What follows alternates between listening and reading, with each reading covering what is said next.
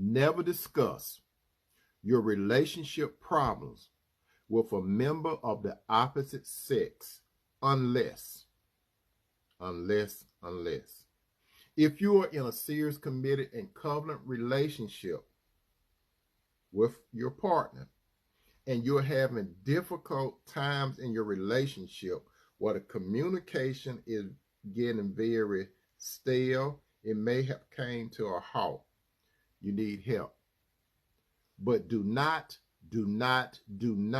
share that information with a member of the opposite sex unless this is a spiritual family member, this is a spiritual therapist, a spiritual counselor, or a spiritual pastor in the church.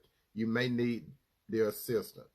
Well, both of you are in the presence of that person, because that person needs to hear both sides of the story, not your side or your mate's side. Both of you need to be present.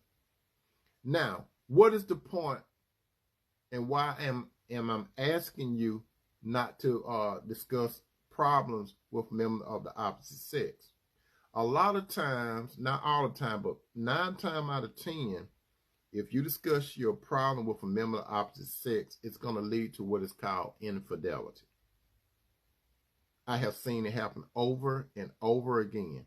And you, my friend, are no exception to the rule. How does infidelity start? It starts with a conversation. You start opening up to a member of the opposite sex, and you feel like you could be transparent or at ease. And once you get to that level, your conversation and how you feeling easy, you start developing an emotional bond towards that person. You tie up emotionally, okay? Your emotions, your mind and your heart is about that person, which leads to you getting isolated with that person. When you get isolated with that person, you already, the conversation is flowing, you're transparent, you got that emotional bond, then it's going to happen. The physical intimacy is going to more than likely go down. And once you do that, you have crossed over and you have developed a soul tie. That's right, a soul tie. And you're going to be bonded to that person, which adds to the problem that you have with your mate. And like I said, I have seen it happen over and over again. You're messing with dynamite. Don't play with fire. If you have a problem with your mate, that's between you and your mate. It's supposed to be inside, not outside, with God in the middle. You need to bring God into it. And if you can't resolve it, then God have a way for you to resolve it. As it is written in the book of Matthew chapter 18, verses 15 through 20. And Jesus is talking. This is how you resolve it. If your brother or sister sins, go and point it out to them, their fault between the two of you. Only the two of you, my friend. That's how it's supposed to start. If they listen, this is a key. If they listen, you have won them over. That's the key thing. They listen.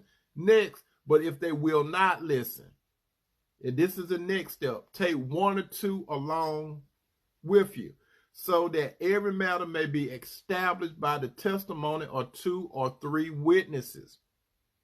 And then it may escalate beyond that if it doesn't resolve the issue.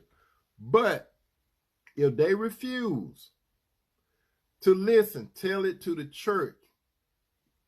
Now this is when it get real serious.